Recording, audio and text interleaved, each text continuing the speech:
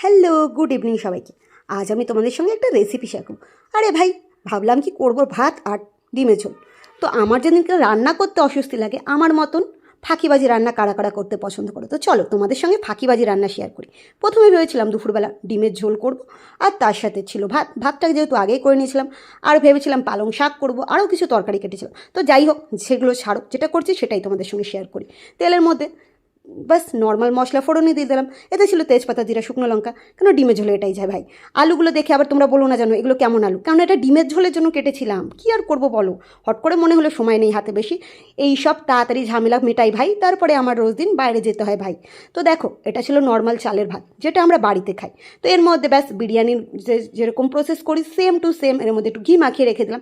তোমরা কি করো জানি না, আমি কিন্তু বিরিয়ানির চালটা আর্ধেক কুক করে নিয়ে তার মধ্যে এরকম করে ঘিটা মিক্স করি। এর মধ্যে মশলা পিষে রেখেছিলাম শিলে, এটা হচ্ছে জিরা, আদা, পেঁয়াজ একটা পেস্ট করেছিলাম, তো সেটাও দিয়ে দিলাম। আর ভাবলাম যেহেতু বিরিয়ানি করব, তাই কেওড়া মেওড়া গোলাপ জল এইগুলো সব কিছু একসঙ্গে না দিলে বিরিয়ানি তো তার গন্ধ আসবে না, তাই দিয়ে দিলাম।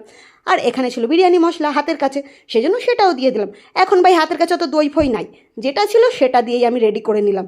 এটা হচ্ছে ফাঁকিবাজি রান্না, ফাঁকিবাজি বিরিয়ানিও বলতে পারো। দেখো সব কিছু মাখো মাখো মাখো একটা ব্যাপার হয়ে গেছে।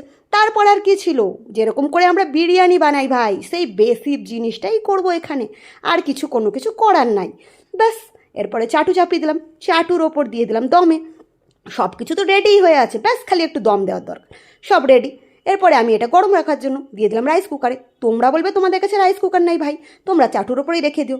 মাঝখানে কর্তা এসে একটুখানি স্যালাড কাটতে হেল্প করে দিল। চলো দেখো, এবার তোমাদেরকে দেখাই এই ফাঁকিবাজি বিরিয়ানিটা কেমন হয়েছিল।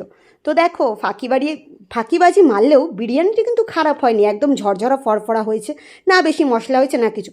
ভালোই খেতে হয়েছিল, তোমরাও বাড়িতে নিশ্চয়ই ট্রাই করো।